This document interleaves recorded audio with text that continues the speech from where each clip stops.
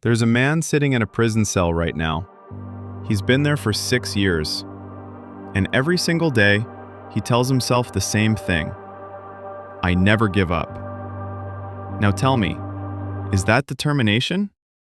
Or is that the most dangerous lie a person can tell themselves?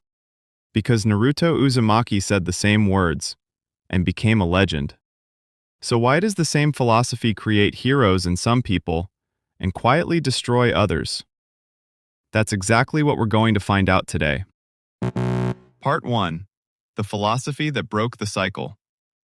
Here's something most Naruto videos won't tell you. Naruto wasn't just an underdog. He was a child who had never, not once, been shown that he deserved to exist. No parents, no friends, no acknowledgement. The village didn't just ignore him.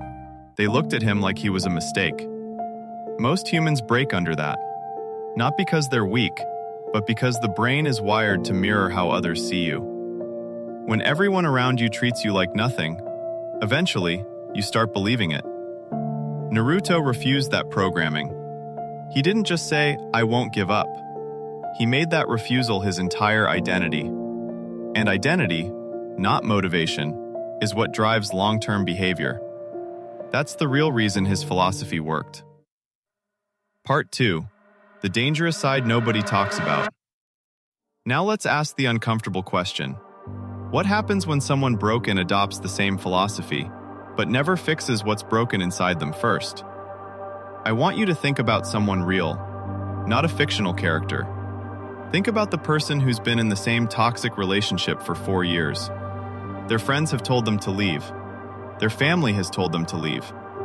Every version of logic has told them to leave. But they say, I don't give up on people I love. Is that love? Or is that ego dressed up as loyalty? Think about the person who has failed the same exam 3 times. Same method, same preparation, same result. But they say, I never give up. Is that determination? Or is that the definition of insanity, doing the same thing and expecting different results? Here's the truth nobody wants to say out loud.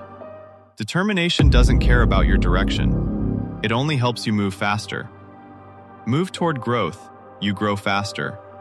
Move toward destruction, you get there faster too. Part 3. When never give up becomes ego. There is a word people confuse with determination every single day. That word is stubbornness. And the difference between them is everything.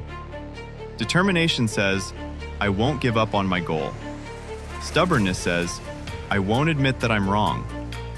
Determination learns from failure. Stubbornness blames the failure on everything else. Determination changes the method.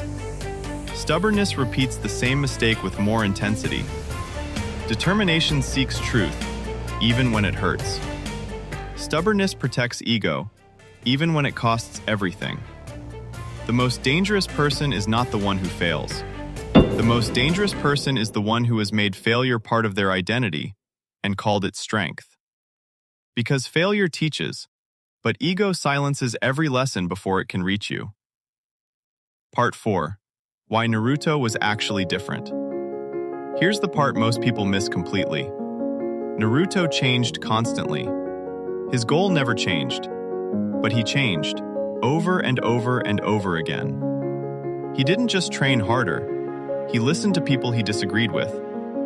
He didn't just believe in himself. He accepted criticism from people he respected. He didn't just fight his enemies. He tried to understand them. And the most important moment in the entire series?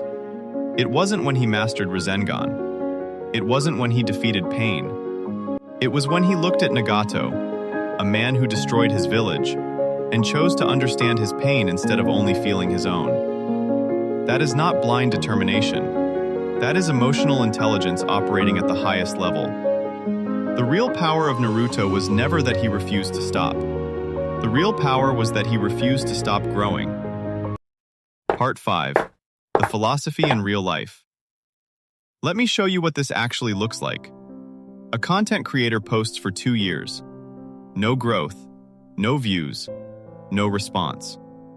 The stubborn creator says, the algorithm is broken. The audience doesn't understand my work. The determined creator says, 2 years of data is telling me something. What am I not seeing? One protects their ego. One harvests information from pain. A person in grief loses someone they love. They refuse to move forward. They say, moving on means forgetting them. But staying frozen isn't loyalty to the person you lost. It's punishment for the person you still are.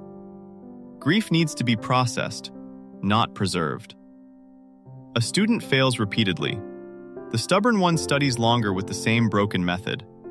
The determined one stops, questions everything, and rebuilds from scratch. Same pain, completely different futures. Part 6. The deeper lesson. The real lesson of Naruto was never change.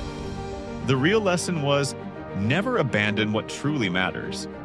Change your methods, change your strategy, change how you see yourself, change your weaknesses into weapons, but don't abandon your purpose. Because the people who succeed long-term are not the most talented. They're not even the most disciplined.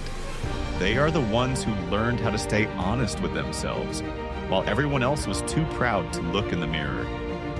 So the next time those words rise inside you, I never give up. Stop for 1 second and ask yourself a question that might be the most important question you ever asked. Am I refusing to quit my dream? Or am I refusing to question myself? Because those two paths look identical at the beginning. Same words, same energy, same face in the mirror. But one of them builds something real, and the other builds a prison with motivational quotes painted on the walls. True strength is not blindly moving forward. True strength is having the courage to move forward while accepting the truth about where you actually are. Naruto didn't become Hokage because he never stopped.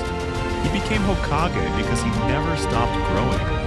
And that is the difference between Naruto Uzumaki and someone who only thinks they understand